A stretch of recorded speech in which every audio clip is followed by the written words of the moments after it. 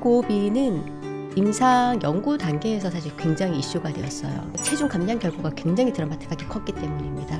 이전에 나와 있는 약제들 중에서 가장 체중 감량 효과가 좋다라고 하는 약들과 비교해서도 거의 2배에 가까울 정도로 성공률이 높았기 때문에. 안녕하세요, 김정은입니다. 저는 가정의학과 전문의이고요. 365MC 비만 클리닉 강남 본점 대표원장으로 있습니다.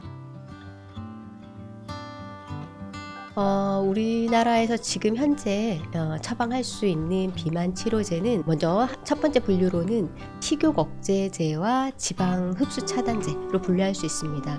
사실 비만 치료제 중에 대부분의 약들은 이 식욕 억제제에 들어가요.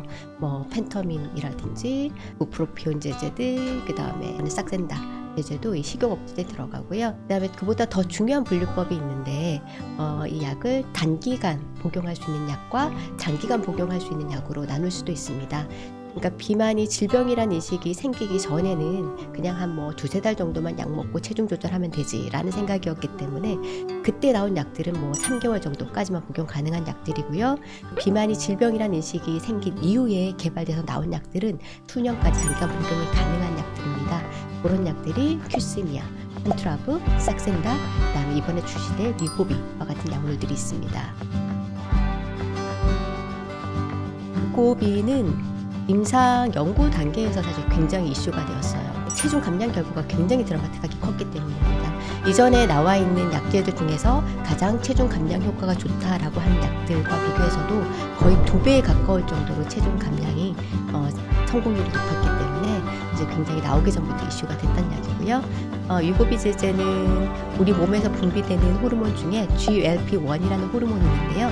이 호르몬의 한 역할이 포만감을 유지시켜주는 겁니다. 포만감을 증진시키고 유지시키는 역할을 하는데요. 문제는 이 호르몬은 우리 몸에서 한 20분 정도밖에 살지 못해요. 그래서 우리가 밥을 먹고 나서 포만감을 느끼지만 사실 또 어느 정도 시간이 지나면 금방 공복을 느끼게 되잖아요. 그래서 또 못 참고 식사를 하게 되고.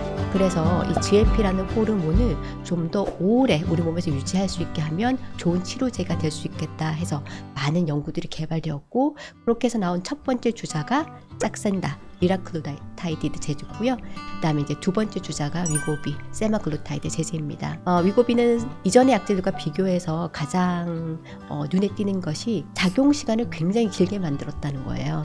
식욕 억제제들의 가장 큰 도전이 뭐냐면 얼마나 오랫동안 일정하게 식욕 억제를 유지할 수 있게 해주냐 하는 건데요.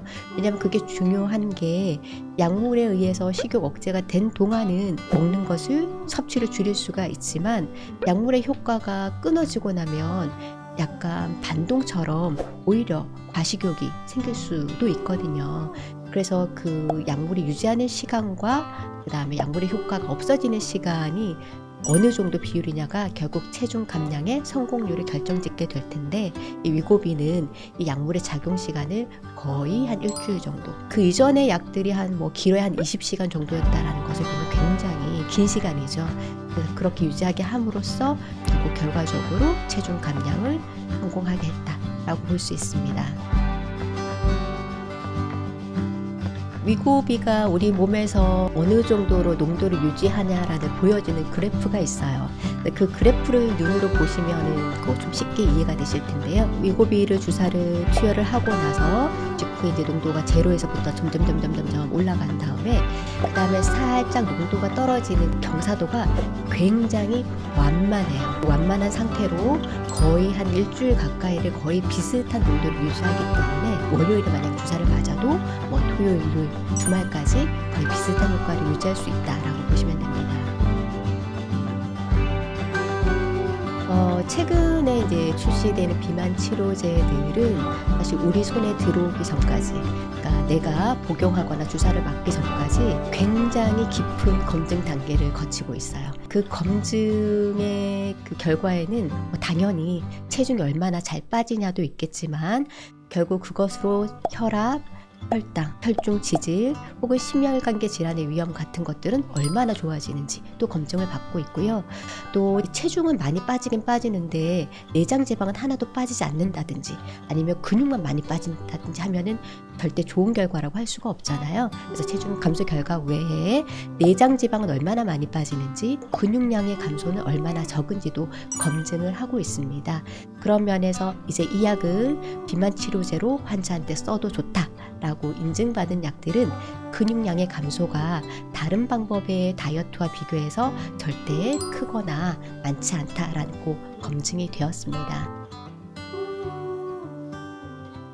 멀지 않은 미래에 그런 약제도 나올 거라고 예상을 하고 있습니다. 그런데 아쉽게도 아직까지 지금까지 병원에서 처방받으실 수 있는 약제들의 체중 감량 결과의 검증에는 식이 조절과 운동을 하면서 이 약을 투여했을 때 그만큼 체중이 잘 빠졌다 라는 것이기 때문에 식이 조절과 운동은 반드시 병행을 하셔야 되고요. 꼭 알아두셔야 될 게 결국 약물을 평생 복용해도 좋지만 대부분의 분들이 약물을 평생 복용하지 않을 방법에 대해서 질문하시거든요. 그 방법은 다른 게 아니라 약물을 복용하는 동안 식이 조절과 운동을 통해서 본인들의 좋은 건강한 생활 습관을 완전히 만들어 두는 것입니다. 습관이 만들어지면 약물을 끊어도 체중을 유지할 수가 있거든요.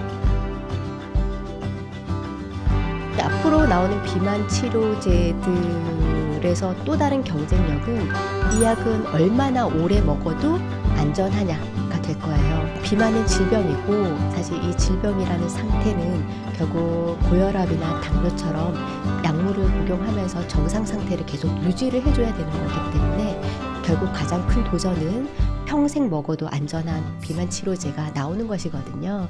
그렇기 때문에 최근에 나온 약들일수록 연구기간, 그러니까 이 약이 안전도가 어느 정도냐 혹은 효과가 얼마나 오랫동안 지속되냐 하는 그 검증의 연구기간들이 굉장히 깁니다.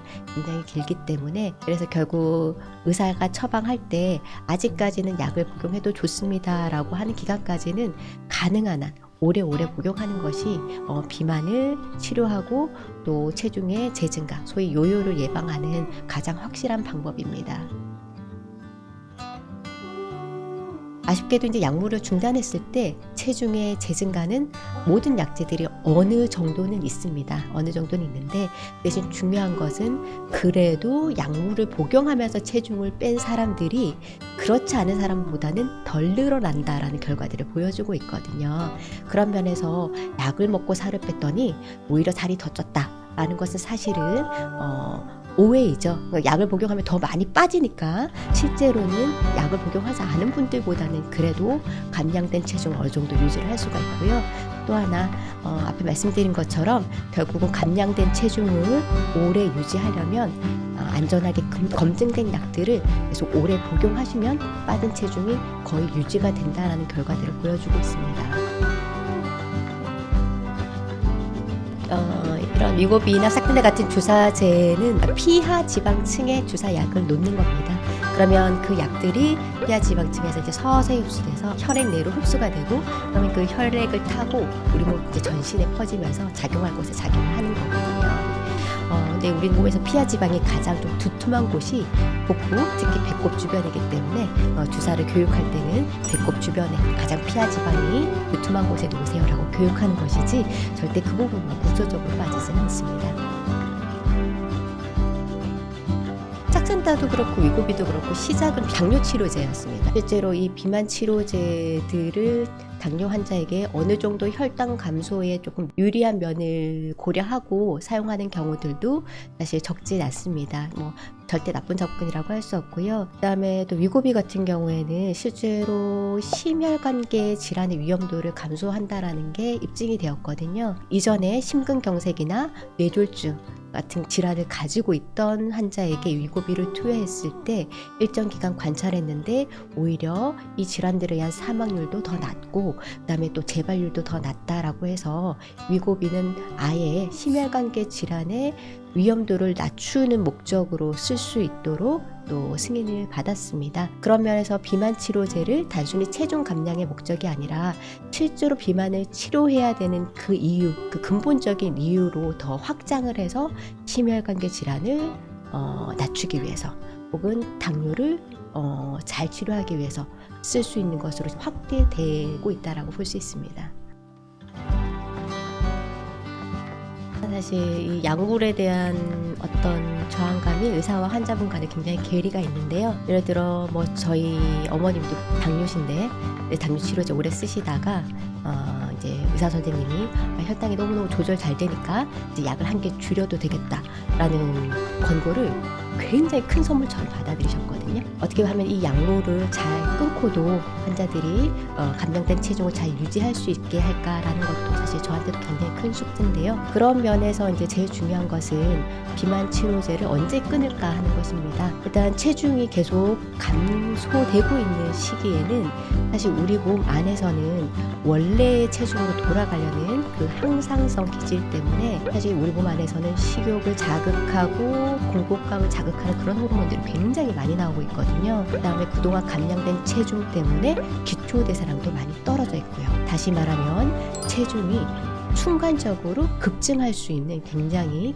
위험한 크리티컬한 시기입니다. 그래서 이런 시기에 비만 치료제를 끊게 되면 체중의 급증을 피하기가 좀 어렵기 때문에 일단은 체중이 감소되고 있는 시기가 아니라 그 정체기라고 표현할 수 있는 그 시기쯤에 한번 고려를 해보시는 게 좋습니다. 그다음에 정체기에 도달해서도 여전히 감소 시기 때와 마찬가지로 우리 몸이 원래 체중으로 돌아가려는 시기이기 때문에 그 체중이 더 이상 변화가 없다 하는 시기를 한 3개월 정도까지는 지켜보시고 약물의 그 투여를 중단을 고려하시는 게 좋고, 투여 중단을 할 때도 주치의와 상의하셔서 서서히 줄여 끊어가는 단계를 만드시는 것이 좋습니다. 여기서 더 중요한 전제는 약을 끊고 나서도 꾸준한 운동이나 식습관의 변화를 계속 유지할 수 있냐라는 것인데요.